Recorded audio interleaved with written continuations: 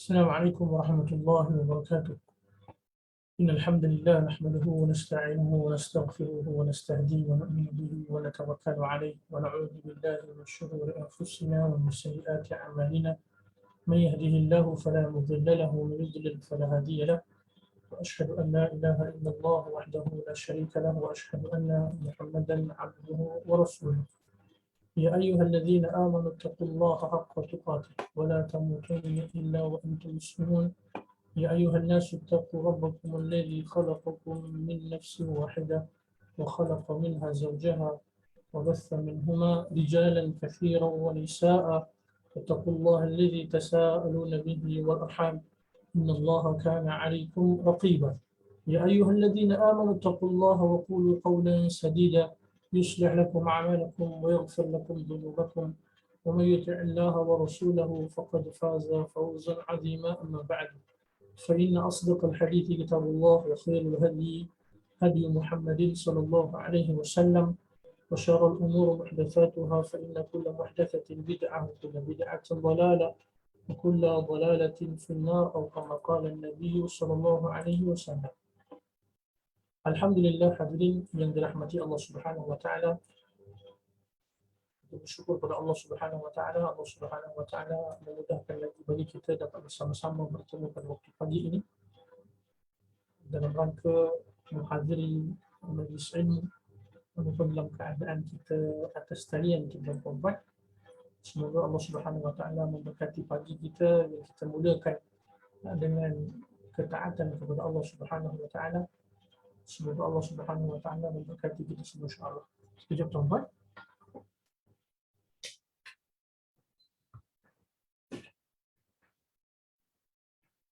Baik, insya-Allah taala pagi ini tuan-tuan rahmati Allah kita akan menyambung pengajian kita berkaitan dengan tadabbur ayatul kursi seperti mana yang telah kita kongsikan pada pertemuan kita yang lepas.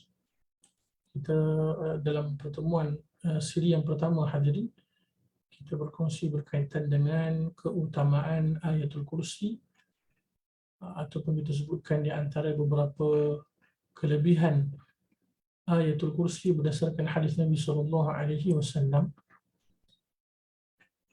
Insya-Allah taala pada pagi ini kita akan sama-sama menyambung berkaitan dengan tafsir ayatul kursi itu sendiri. Ya. Baik. Hadirin yang dirahmati dan dikasihi Allah Subhanahu wa taala. Sebelum kita pergi kepada penafsiran ayatul kursi itu, kita pergi terlebih dahulu kepada penjelasan setiap perkataan. Penjelasan setiap perkataan. Baik. Allah Subhanahu wa taala seperti mana dinukilkan daripada kitab tafsir At-Tafasir ataupun kitab tafsir Al-Isar karangan Syekh Abu Bakar Al-Jazairi rahimahullah. Allah Subhanahu wa taala yakni nama zat Allah Subhanahu wa taala. Kemudian la ilaha illahu, tiada Tuhan yang berhak disembah dengan benar melainkan Dia. Tiada sesembahan yang sebenar melainkan Allah Subhanahu wa taala yang Maha Pencipta, yang Maha memberikan rezeki, yang mengaturkan segala sesuatu dan kesemuanya berada di dalam genggamannya dan segala sesuatu akan kembali kepadanya dan sembahan-sembahan selain daripada Allah Subhanahu wa taala kesemuanya adalah batil. Kemudian Al-Hayy, apakah yang dimaksudkan dengan Al-Hayy yang merupakan di antara nama dan juga sifat Allah Subhanahu wa taala? Allah Subhanahu wa taala memiliki kehidupan yang tidak dimiliki selain daripada Allah dan disebabkan kehidupan itu menyebabkan Allah Subhanahu wa taala Maha berkuasa, Maha berkehendak, Maha mengetahui, Maha mendengar dan juga Maha melihat. Kemudian apakah yang dimaksudkan dengan Al-Qayyum? Apa yang dimaksudkan dengan Al-Qayyum hadirin?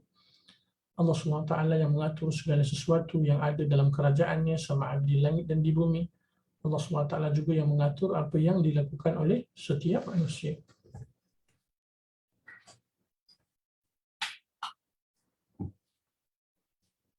Kemudian hadirin yang dirahmati Allah Subhanahu wa taala, kita pergi kepada perkataan sinah, la ta'khudhuhu sinah. Sinatun, apakah yang dimaksudkan dengan perkataan sinah, iaitu perasaan mengantuk sebelum hendak tidur. La ta'khudhuhu sinatu wala naum. La ta'khudhuhu sinatu wala naum. Kemudian kursiyuhu. Kursiyuhu. Dinukilkan Allah Al-Kursi Allah SWT adalah tempat berpijak dua telapak kaki dan tidak ada yang mengetahui berkenaan hakikat Al-Kursi Allah SWT melainkan Allah SWT. Terdapat juga di kalangan para ulama yang menafsirkan dengan makna ilmuni dan kekuasaannya sebagaimana diriwayatkan daripada Ibnu Abbas radhiyallahu taala anhuma, tetapi riwayat tersebut diperselisihkan oleh para ulama. Dan ia merupakan di antara yang kita sebutkan al-ayah mutasyabihat, yang kita ketahui di sana ada perbahasan yang sangat luas di kalangan para ulama tafsir. Kemudian ya'uduhu yakni memberatkan dan menyulitkan Allah SWT. Wala ya'uduhu.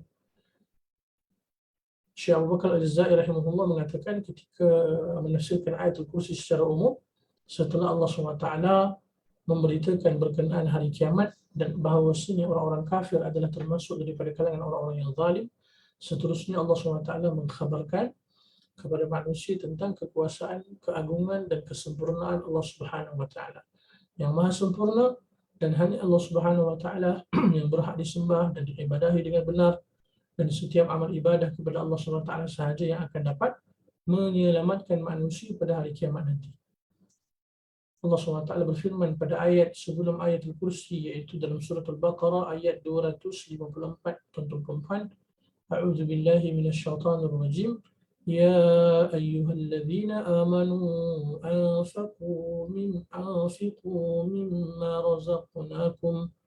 Ya ayyuhalladzina amanu anfiqu mimma razaqnakum min qabli an ya'tiya yawman la bay'a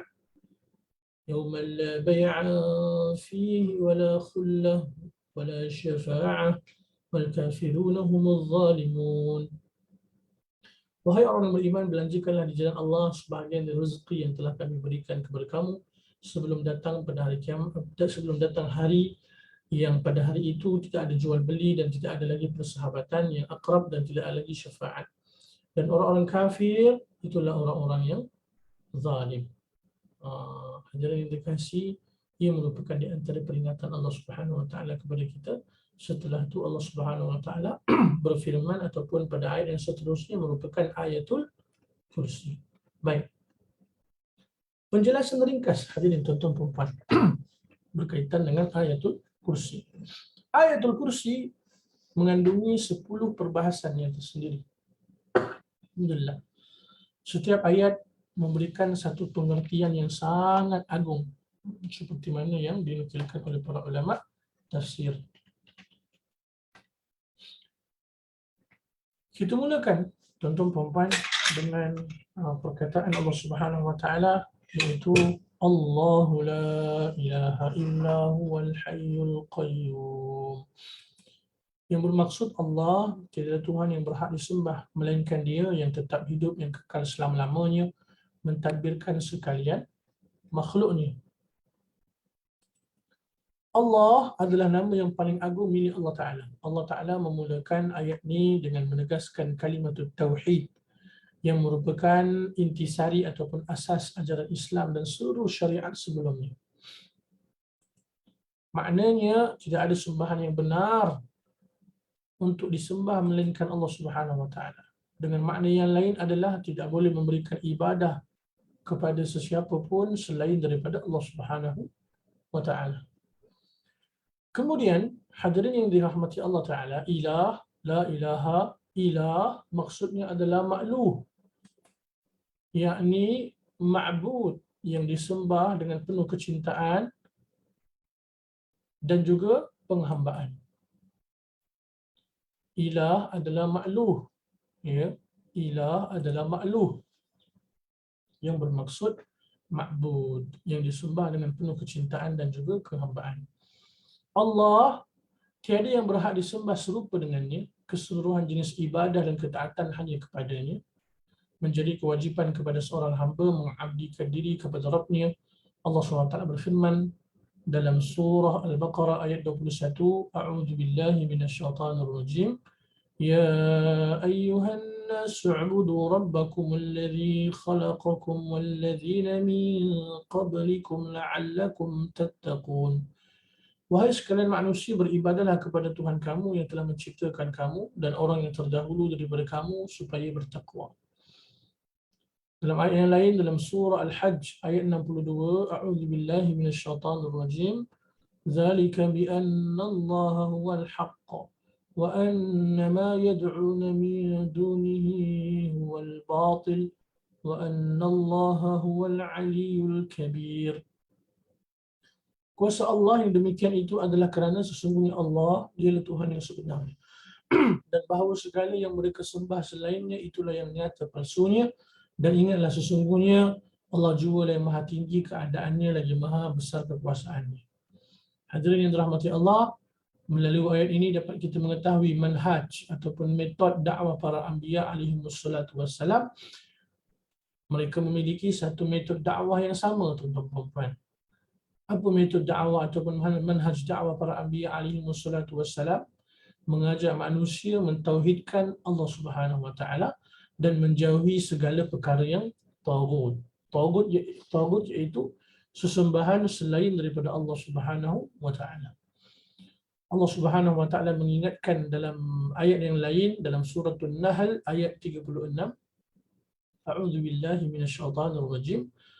وَلَقَدْ بَعَثْنَا فِي كُلِّ أُمَّةٍ رَسُولًا أَنِ اعْبُدُوا اللَّهَ وَاجْتَنِبُوا الطَّاغُوتَ فَمِنْهُمْ مَنْ هَدَى اللَّهُ وَمِنْهُمْ مَنْ حَقَّتْ عَلَيْهِ الضَّلَالَةُ فَسِيرُوا فِي الْأَرْضِ فَانظُرُوا كَيْفَ كَانَ عَاقِبَةُ الْمُكَذِّبِينَ. Dan sesungguhnya kami telah mengutus dalam kalangan setiap umat seorang rasul. Hendaklah kamu menyembah Allah dan jauhilah taghut. Taghut yakni sesembahan selain daripada Allah. Maka di antara mereka ada yang diberi petunjuk oleh Allah dan ada pula yang ditimpa kesesatan. Maka mengembaralah kamu di muka bumi, lalu lihatlah bagaimana buruknya akibat orang-orang yang berdusta.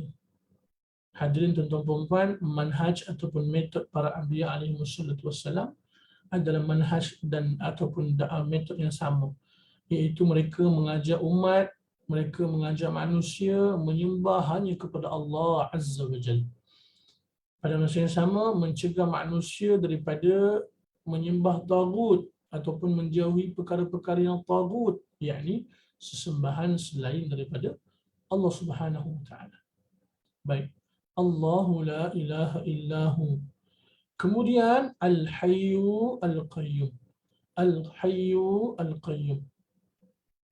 Al-Hayyu dan Al-Qayyum adalah dua di antara Al-Asma' Al-Husna yang Allah Ta'ala miliki. Seperti mana yang kita telah sebutkan pada pertemuan kita bulan yang lepas, tuan-tuan ya. Al-Hayyu Al-Qayyum merupakan di antara Al-Asma' Al-Husna. Bahkan merupakan di antara Asma'ullahul Husna Al-A'zam, di antara nama-nama Allah yang maha indah, yang maha agung. Baik, kita pergi kepada penjelasan berkaitan dengan Al-Hayyu dan juga Al-Qayyum.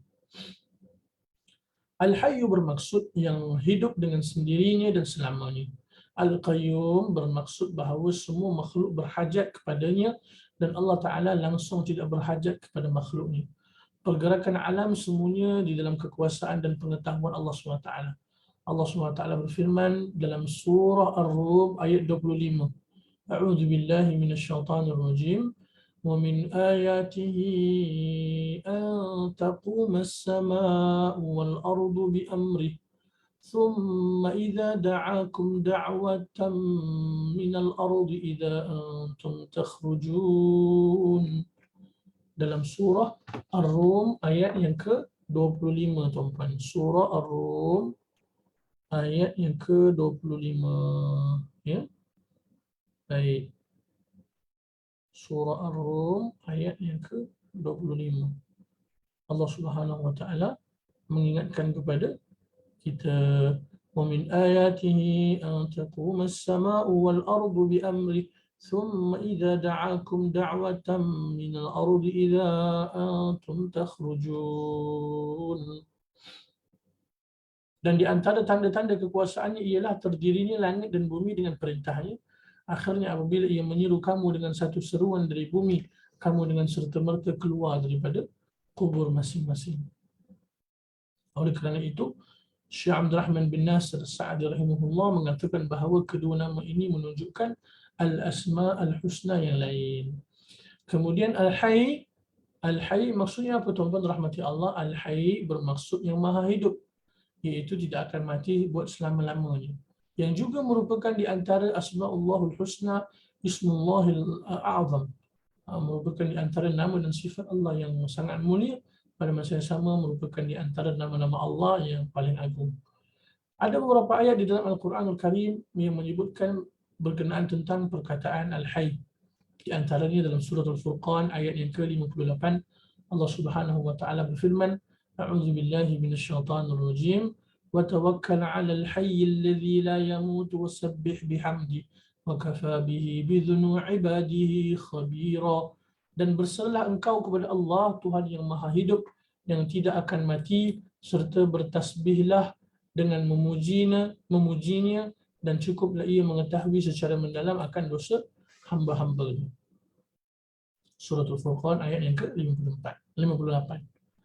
Dalam ayat yang lain tuan-tuan, dalam surah Ghafir ayat 65, Allah SWT berfirman, Huwal hayyu la ilaha illahu fad'uhu mukhlishina lahuddin alhamdulillahi rabbil alamin.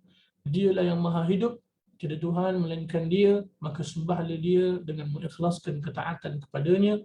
Segala puji hanya layak bagi Allah Rabbul Alamin, Tuhan yang memelihara dan mentadbirkan sekalian alam. Baik. Seterusnya tuan-tuan rahmati Allah, Al-Qayyum. Apakah yang dimaksudkan dengan perkataan Al-Qayyum? Al-Qayyum bermaksud yang terus-menerus mengurus makhluknya. Seluruh makhluk berhajat kepada Allah SWT. Segala sesuatu tidak akan berdiri melainkan dengan izin Allah SWT. Di antara ayat Al-Quran berkaitan Al-Qayyum, dalam surah Fatir ayat yang ke-15, Allah SWT menyatakan, Ya ayyuhan nasu antumul fuqara'u ila Allah wallahul ghaniyul hamid. Wahai umat manusia, kamulah yang sentiasa berhajat kepada Allah dalam segala perkara, sedangkan Allah dialah sahaja yang maha kaya lagi maha terpuji. Dalam ayat 25 surah Ar-Rum dinyatakan, وَمِنْ آيَاتِهِ أَن تَقُومَ السَّمَاءُ وَالْأَرْضُ بِأَمْرِهِ ثُمَّ إِذَا دَعَاكُمْ دَعْوَةً مِنَ الْأَرْضِ إِذَا أَنْتُمْ تَخْرُجُونَ. Yang bermaksud dan di antara tanda-tanda kekuasaannya ialah terdirinya langit dan bumi dengan perintahnya. Akhirnya apabila ia menyeru kamu dengan satu seruan daripada bumi, kamu dengan serta-merta keluar daripada kubur masing-masing. Hadirin yang dikasihi, itu di antara penafsiran ataupun penjelasan para ulama berkaitan dengan Allahu la ilaha illa huwal hayyul qayyum.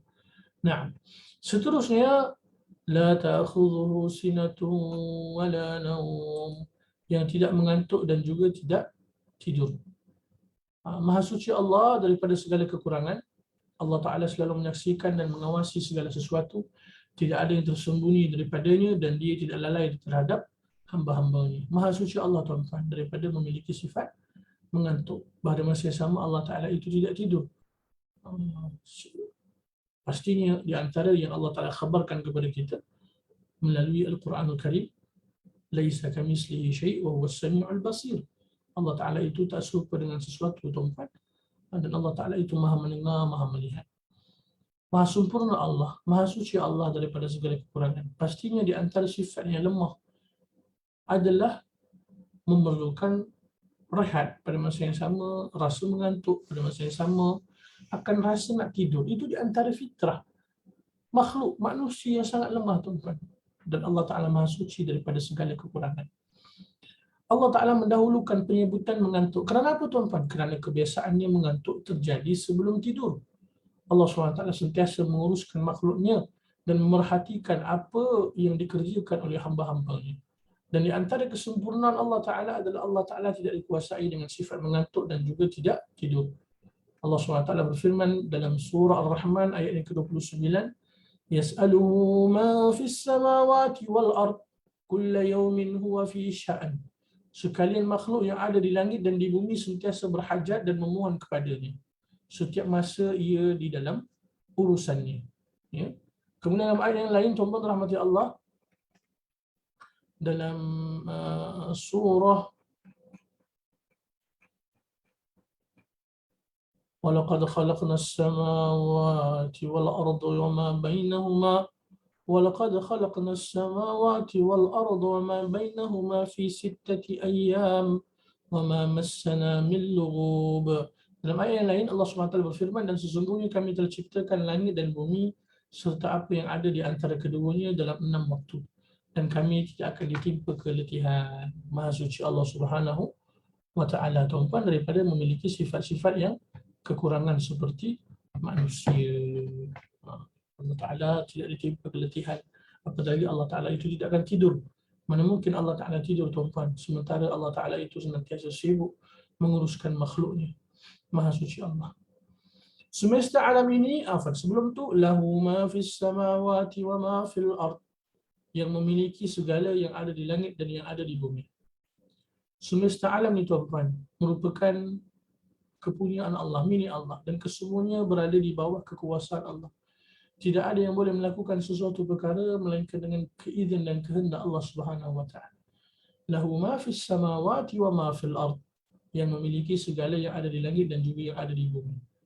Makhluk-makhluk Allah keseluruhannya, tuan-tuan, sama ada yang kita tahu ataupun yang kita tidak tahu, sama ada yang kita nampak ataupun yang kita tidak nampak, sama ada yang zahir maupun yang batin, kesemuanya merupakan di antara makhluk Allah SWT.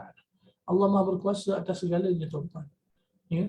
Allah Subhanahu wa Ta'ala Rabbul Alamin, yang Maha memelihara, yang Maha mentadbir seluruh makhluknya. Kesemuanya di bawah kekuasaan. Kemudian, مَا ذَا الَّذِي يَشْفَعُ عِنْدَهُ إِلَّا بِإِذْنِهِ. Tidak ada sesiapa yang dapat memberi syafaat pertolongan di sisinya melainkan dengan izinnya. Dijelaskan oleh para ulama tafsir, memberi syafaat bermaksud menjadi perantara bagi orang lain dalam mendatangkan manfaat atau menjauhkan mudarat ataupun bahaya. Maksud syafaat di sisi Allah Ta'ala adalah doa, tuan-tuan, ya. Maksud syafaat di sisi Allah adalah doa. Orang yang mengharapkan syafaat Nabi Sallallahu Alaihi Wasallam bermaksud mengharapkan agar Nabi Sallallahu Alaihi Wasallam mendoakannya di sisi Allah. Itu di antara perkara yang kita kena faham. Ada syafaat yang khusus untuk Nabi Muhammad Sallallahu Alaihi Wasallam, yakni syafaat sewaktu bermulanya timbangan amalan di akhirat. Terdapat sebuah hadis berkenaan syafaat daripada Nabi Muhammad Sallallahu Alaihi Wasallam seperti mana yang diriwayatkan Imam Bukhari. فيأتوني فأستأذن على ربي فإذا رأيته وقعت ساجدا فيدعوني ما شاء الله ثم يقال لي ارفع رأسك سل تعطه وقل يسمع واشفع تشفع فأرفع رأسي فأحمد ربي بتحميد يعلمني ثم أشفع فيحد لي حدا ثم أخرجهم من النار وأدخلهم الجنة. Yang bermaksud maka mereka, yakni orang-orang beriman. Hadis agak panjang, tuan-tuan, ini semua kita nukilkan potongan hadis. Aku pun meminta izin kepada Rabbku, ketika aku melihat Rabbku maka aku menjatuhkan diri bersujud kepadanya. Allah Azza wa Jalla membiarkan aku sesuai dengan apa yang dikehendakinya. Kemudian dikatakan kepadaku oleh Allah, angkat kepalamu, mintalah nescaya engkau akan diberi, katakanlah nescaya engkau akan didengar. Kemudian apa, tuan-tuan dirahmati Allah Ta'ala? Berilah syafaat, sesungguhnya engkau dapat memberi syafaat. Maka aku mengangkat kepalaku, lalu aku memuji-muji Rabbku dengan pujian yang diajarkan kepadaku, kemudian aku memberi syafaat. Namun Allah Azza wa Jal memberi batasan kepadaku dengan suatu batasan, lalu aku mengeluarkan mereka dari neraka dan memasukkannya ke dalam syurga. Hadis ini diriwayatkan Imam Bukhari.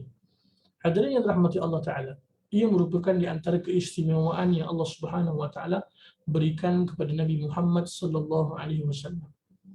Ya. Dan kita sebagai umat Nabi, tuan-tuan, sangat memerlukan syafaat daripada Nabi sallallahu alaihi wasallam. Bagaimana untuk kita memperoleh syafaat daripada Nabi, tuan-puan? Di antara amalan yang paling mudah adalah kita usahakan untuk memperbanyakkan selawat ke atas Nabi SAW. Banyakkan berselawat ke atas Nabi SAW. Kemudian pada masa yang sama, di antara petunjuk Nabi SAW kepada kita, tuan-puan, berkait dengan syafaat ini adalah barang siapa yang menjawab seruan azan, kemudian membaca doa al-wasilah, iaitu doa setelah mendengar azan, Allahumma rabba hadhihi ad-da'wati tammati was-salatil qa'imah ati Muhammadan al-wasilata wal fadilah wa ba'athu maqaman mahmudan alladhi wa'adta. Maka Nabi sallallahu alaihi wasallam akan memberikan syafaat kepada mereka. Pada masa yang sama, tuan-puan, kita usahakan untuk sama-sama berjuang menegakkan kalimatullah, berjuang mengamalkan sunnah-sunnah Nabi SAW, mengamalkan apa yang Nabi ajar kepada kita, insya-Allah ta'ala. Ia merupakan di antara asbab untuk Nabi SAW memberikan syafaat kepada kita. Semoga Allah Ta'ala memberikan kita semua keutamaan, kelebihan rezeki, memperolehi syafaat daripada Nabi Muhammad SAW. Baik. Kemudian, tuan-tuan rahmati Allah, seorang Muslim boleh memberikan syafaat untuk orang tuanya, anaknya, saudaranya ataupun sahabatnya di hari akhirat. Akan tetapi, syafaat hanya diberikan kepada orang yang beriman dan meninggal dalam keadaan beriman. Diisyaratkan 3 perkara untuk mendapatkan, iaitu yang pertama, tuan-tuan, izin Allah untuk orang yang memberi syafaat. Pastinya, man dzalladzi yashfa'u 'indahu illa bi'idznih, kan? Kemudian redha Allah untuk orang yang diberi syafaat. Maknanya kita berdoa ataupun kita memberikan syafaat hanya kepada orang yang Allah Ta'ala redha ke atas mereka. Kemudian yang paling penting di antaranya, tuan-puan, adalah yang ketiga ini, iaitu anugerah bagi orang yang mentauhidkan Allah Ta'ala. Ini di antara keutamaan, kelebihan bagi mereka yang bertauhid, mentauhidkan Allah Subhanahu Wa Ta'ala. Hanya menyembah kepada Allah, tidak melakukan perbuatan syirik, bertauhid, menjauhi segala perbuatan syirik. Maka di antara bentuk dan kelebihan adalah Allah Ta'ala akan mudahkan memperolehi syafaat. Oleh kerana itu, tuan-tuan dan rahmati Allah, seseorang tidak boleh meminta syafaat kecuali kepada Allah. Selain berdoa, hendaknya kita memenuhi syafaat untuk mendapat syafaat. Syarat untuk mendapat syafaat iaitu dengan meraih redha Allah SWT. Bagaimana untuk meraih redha Allah SWT, tuan-tuan? Pastinya dengan ketaatan kepadanya, menjalankan segala perintahnya semampu kita, pada masa yang sama berusaha untuk meninggalkan segala larangan Allah Subhanahu wa Ta'ala. Ya'lamu ma baina aydihim wa ma khalfahum, yang mengetahui apa yang ada di hadapan mereka dan apa yang ada di belakang mereka. Ayat ini, tuan-tuan, merupakan di antara dalil bahawasanya ilmu Allah Ta'ala meliputi seluruh makhluk, sama ada waktu yang lepas, waktu ketika ini, maupun yang akan datang. Hadirin yang dikasihi, khasnya kepada saudara-saudara kita penduduk dekat Lembah Kelang, tuan-tuan, ketika ini Allah Ta'ala tengah uji dengan banjir yang sangat dahsyat. Yang umumnya, tuan-tuan, ada banyak tempat yang mana ketika sebelum ni tak pernah berlakunya banjir. Allahul Musta'an. Inna lillahi wa inna ilaihi raji'un. Tapi ketika ini, tuan-tuan, Allah Ta'ala uji dengan banjir yang sangat dahsyat. Semua Allah Ta'ala memudahkan rakan-rakan kenalan kita, saudara-saudara kita penduduk dekat area Lembah Kelang, khasnya, tuan-tuan, Allah berikan kesabaran. Allah SWT ganti dengan yang lebih baik, insya-Allah. Semoga Allah SWT segera mengangkat musibah. Di samping itu, tuan-puan, kita kena berusaha untuk memperbanyakkan taubat dan juga istighfar kepada Allah SWT. Sebab dengan perantaraan taubat dan istighfar, insya-Allah Allah Ta'ala ampun kita, Allah Ta'ala kasih, Allah Ta'ala sayang pada kita, tuan-puan. Semoga segalanya disegerakan, semoga segala musibah dan ujian itu, tuan-puan, diangkat segera oleh Allah Ta'ala. Mudah-mudahan Allah mengurniakan kepada rakan-rakan kita semua, sahabat-sahabat kita, kenalan kita, penduduk Lembah Kelang, tuan-tuan, semua dianugerahkan Allah kesabaran, kekuatan, insya-Allah. Allahul Musta'an. Inilah, tuan-tuan, ketentuan Allah, qudratullah, yang mana kita sebagai manusia kita tak mampu untuk menghadapi apa yang Allah uji kita. Maksudnya apa? Kita tak boleh halang apa yang Allah Ta'ala kehendaki. Hujan ketika ini, tuan-tuan, masih lagi hujan walaupun dalam keadaan gerimis. Alhamdulillah, kita doa semoga hujan yang turun merupakan hujan yang bermanfaat, insya-Allah, bukan sebaliknya. Ya'lamu ma baina aydihim wa ma khalfahum. Allah Maha mengetahui, tuan-tuan, ilmu Allah Ta'ala itu sangat sempurna. Ya. Itu di antara perkara yang kita kena ketahui berkenaan tentang pengetahuan Allah Subhanahu wa Ta'ala. Ala hadirin yang dikasih, mungkin kita sekadar ayat yang ya'lamu ma bain aydihim wa ma khalfahum. InsyaAllah pada pertemuan kita akan datang, kita akan sambung wala yuhituna bi syai'in min 'ilmihi illa bima syaa'. InsyaAllah. Baik, hadirin yang dikasih Allah Ta'ala, sebagai satu bentuk kesimpulannya tuan-tuan rahmati Allah Ta'ala, Ayatul Kursi merupakan di antara ayat yang paling agung seperti mana yang telah pernah kita kongsikan.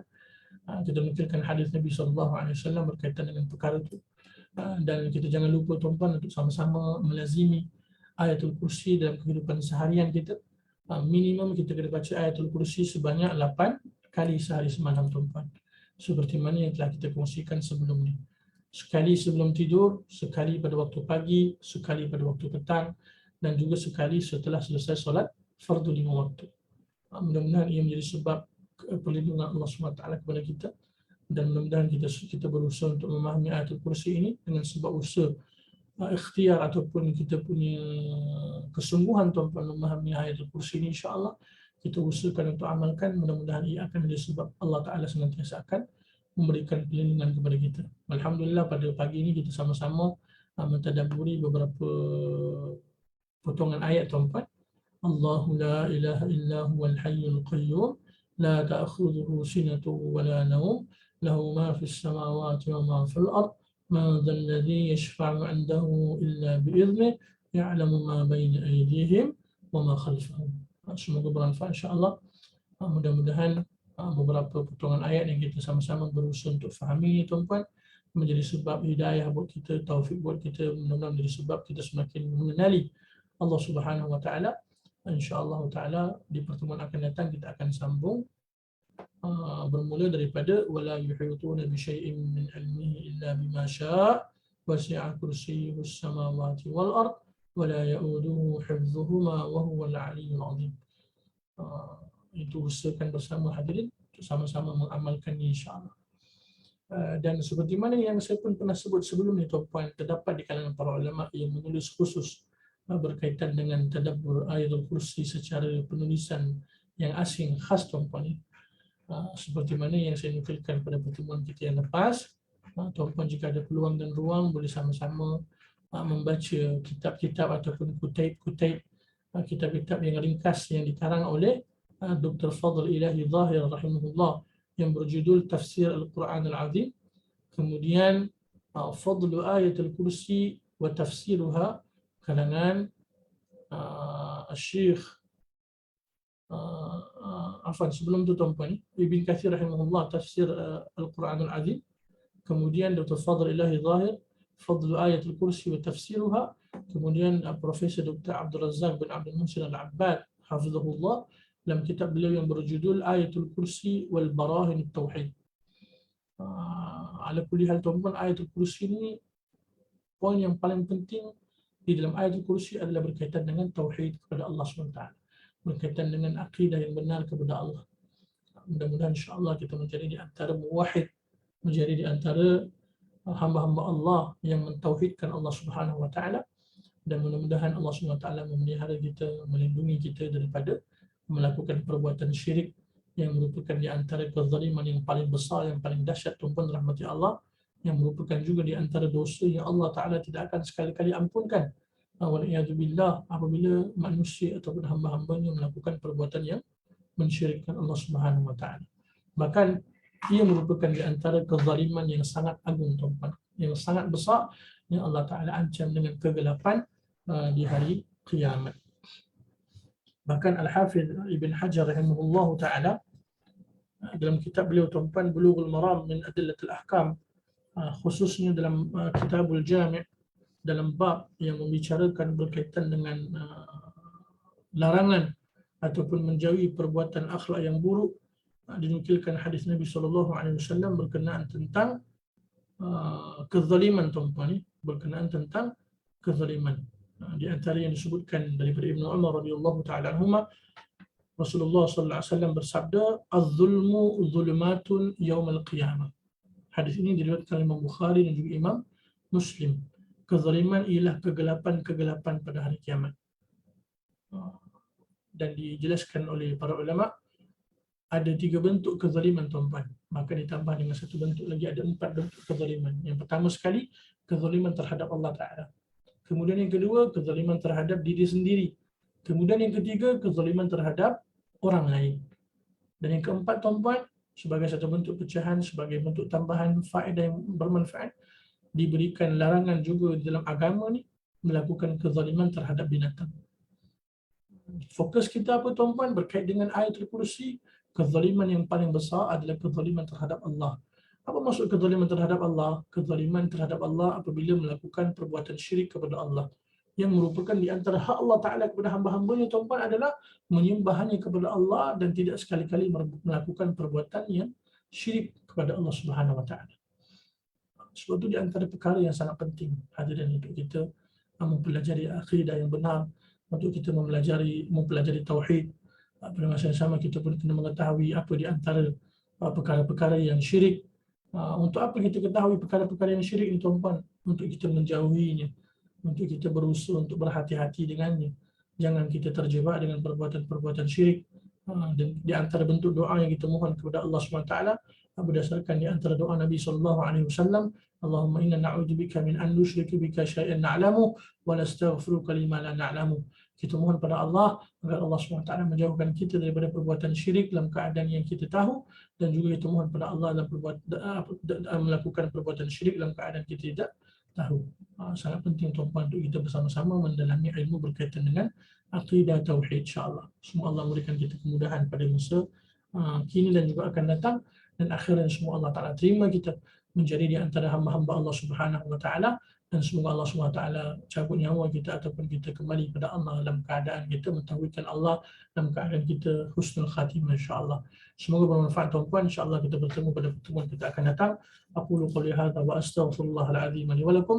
Subhanakallahumma wa bihamdik asyhadu an la ilaha illa anta astaghfiruka wa atubu ilaik. Wa sallallahu ala khalqi nabiyina Muhammad wa ala alihi wa sahbihi wa baraka wa sallam. Wassalamu alaikum warahmatullahi wabarakatuh.